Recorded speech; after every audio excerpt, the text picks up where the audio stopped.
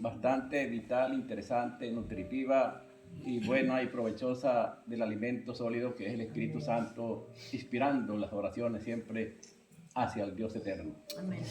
Y puedo decir, tomando como base una pequeña introducción de Mateo 21-22, que nos dice allí la palabra de Dios algo muy interesante.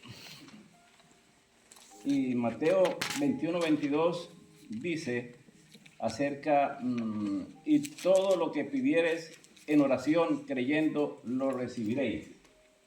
Allí está la parte de la oración que me hace recordar a Joel en el capítulo 17, cuando dice que en la entrada y en el tabernáculo donde estaban allí del templo, vosotros, oh sacerdotes, ministros del Dios Altísimo, orad y llorad, tanto por sí mismo como por el pueblo. De modo que cuando hablamos de la oración, la tenemos dentro de las Escrituras, dentro de la palabra de Dios, y podemos decir que allí podemos tener la doctrina, el axioma y lo que es el silogismo de un principio epistemológico, de lo que es el sentido técnico del diccionario etimológico del latín, que viene esta palabra oración, que es oratio, que se deriva del verbo orate, que significa hablar, pedir, rogar. Es una palabra que también dentro del griego se usaba para oración, en la cual es la palabra presuche, palabra griega compuesta de dos palabras, pros, movimiento hacia adelante. Para un griego, la oración es un movimiento hacia adelante, hacia un objetivo, en este caso Dios. Y euche es un deseo que es la continuación de la oración. La oración no es vacía, tiene un contenido, tiene un propósito. Por lo tanto, hay una proyección parecida a la del hebreo, que es tefilán, que es una palabra de la raíz hebrea que significa ejecutar un pensamiento hacia interceder en oración con un determinado fin, en este caso un contenido. Y en el Salmo 72:20, esa palabra tefilán, que dice allí el caso le David ben Chihat Tamu, esto significa las oraciones de David, hijo de Jesé, han terminado. Y entonces los judíos en ese aspecto tenían esa proyección que el orar es apuntar, en este caso dirigirse al Dios eterno. Y la oración es la acción de dirigirse al Dios verdadero, hermano. La oración es un diálogo franco y sincero con nuestro Padre Celestial. Debemos orar a Dios y a nadie más. No debemos orar, como se dice, a ningún otro ser, ni cosa hecha por la mano del hombre o de Dios, como dice Éxodo 20, del 3 al 5. No te harás imagen, como dice el Éxodo 24, no tendrás dioses ajenos delante de mí para orar, no te inclinarás ante ellos para orarles. No, la oración es la forma en que el cristiano se comunica con Dios. Oramos para alabar a Dios y darle gracias y decirle cuánto le amamos. Oramos para disfrutar íntimamente con Él cuando estamos en oración. Es una intimidad verdaderamente relacional. Por lo tanto, la oración es la búsqueda de la voluntad de Dios y el medio por el cual hacemos que su voluntad sea la nuestra. Por eso la voluntad de Dios es perfecta, agradable, como dice la Escritura. Y por eso la oración en la historia, si uno toma el texto sagrado literal que marca una proyección históricamente, podemos decir que en Primera de Reyes 9:3 dijo Jehová: yo he oído tu oración y tu ruego. En Isaías 56:7 dice: mi casa será llamada casa de oración. Mateo 21:13, casa de oración será llamada. Mateo 17:21, este género no sale sino con oración y ayuno. Mateo 21:22 dice: todo lo que pidieres en oración creyendo lo recibiréis. Y Hechos 1:14 dice: perseveraban unánimes en oración y hacían rogativas. Hechos 6:4, persistiremos en la oración y en el ministerio. Hechos 12:5, pero la iglesia hacía sin cesar oración a Dios. En el caso cuando Pedro, que hubo aquel problema. Romanos 12:12, en la tribulación constantes en la oración, dice la palabra de Dios. Santiago 5:15 dice: la oración de fe salvará al enfermo y el Señor lo levantará, y si hubieran cometido pecados le serán perdonados. En Santiago 5:16 dice: la oración eficaz del justo puede mucho. En Job 22:27 dice: oraba a él y él te oirá. Daniel 6:10 dice: oraba y daba gracias delante de su Dios. Jonás 2:1 dice que oró Jonás a Jehová su Dios desde el vientre del pez, dice allí la escritura. Y Hechos 4:31 dice, cuando hubieron orado, el lugar tembló con fuerza, como conocemos históricamente en aquel acontecimiento de los Hechos. En Efesios 6:18, orando en todo tiempo y con toda oración y súplica, dice la escritura, debemos estar siempre nosotros. Y en Santiago 5:14 dice, llamen a los ancianos y oren por él. Y en 5:16 del mismo Santiago dice, orad unos por otros para que seáis sanados. Y primera de Tesalonicenses dice el 5:17, orad sin cesar. Es decir, nuestra oración debe ser continua, permanente, cada rato, cada momento, cada instante, en espíritu y en verdad. En Judas, en el capítulo 1, que es el único capítulo que tiene, en el verso 20 dice, orando en el Espíritu Santo. Hay momentos que uno no puede como orar, pero dice que el Espíritu viene con gemidos indecibles y nos impulsa desde un punto de vista a la oración a Dios como debe ser correctamente. En el caso del rey David, en el Salmo 119 y el verso 164, dice que 7 veces al día te alabo. Y en el Salmo 55:17, tarde y mañana y a mediodía oraré y clamaré y él oirá mi voz, dice allí la escritura. La Biblia no especifica un número exacto de veces que Moisés oraba al día, pero sí destaca que tenía una relación de adoración continua con Dios y reiteradamente, frecuentemente en el monte para orar y recibir instrucciones, cuando ayunó 40 días y 40 noches, recibiendo los 10 mandamientos.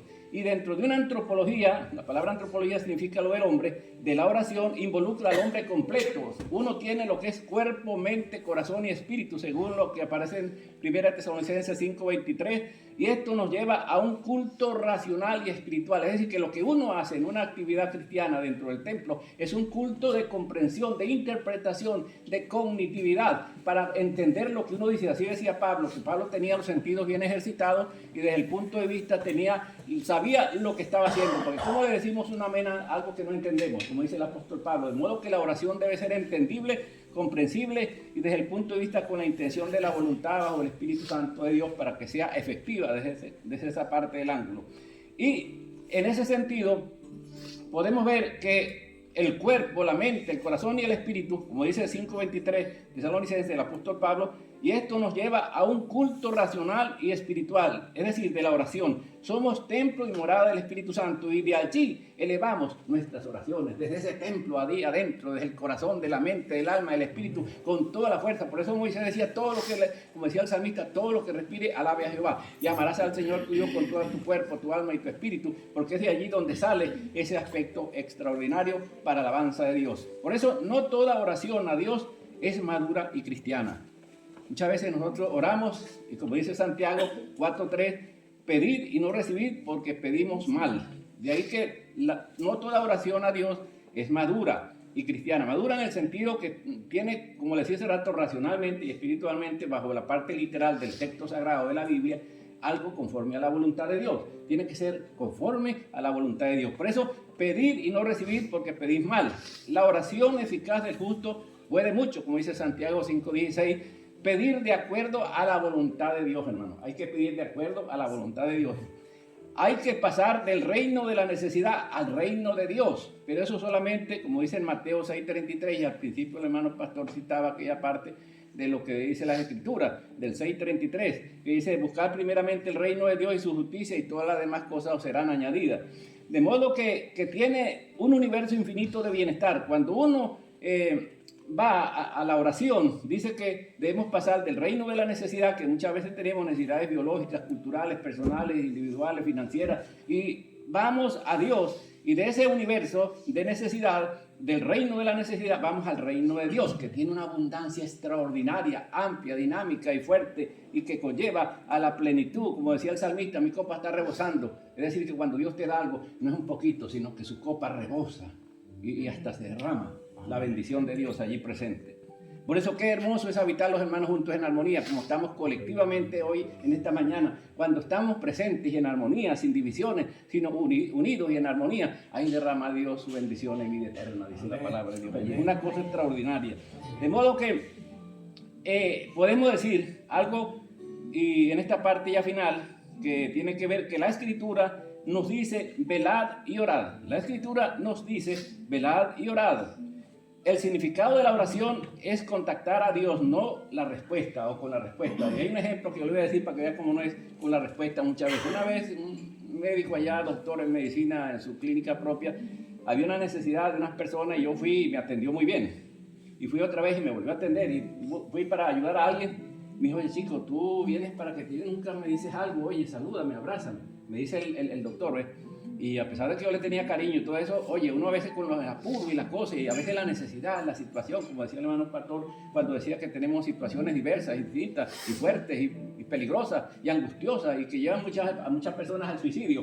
Pero nosotros somos los que vamos adelante, porque nosotros tenemos un lema que verdaderamente es extraordinario, bíblico, que dice, todo lo puede en Cristo, y con él soy más que vencedor. Entonces el hombre me dijo, chico, dame un abrazo, tú vienes puro aquí, pides y eso es lo que yo le decía aquí, como dice la Escritura. El significado de la oración es contactar con Dios, no con la respuesta.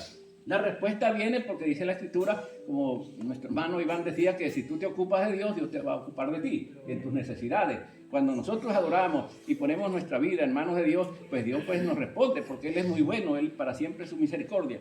Y dice algo muy especial, orar para mantener las prioridades correctas. Lucas 5:15. Cuando uno ora para mantener las prioridades correctas, le pasa como Jesús cuando sanó al endemoniado, que después lo vieron sentado, vestido y en su juicio cabal. Era un hombre que andaba por todas las partes y corría, andaba desnudo, andaba por los cementerios, pero llegó el momento en que el Señor le sanó.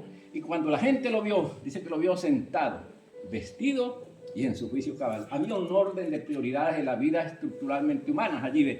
Por eso resistir al diablo y huirá de vosotros. Santiago 4:7.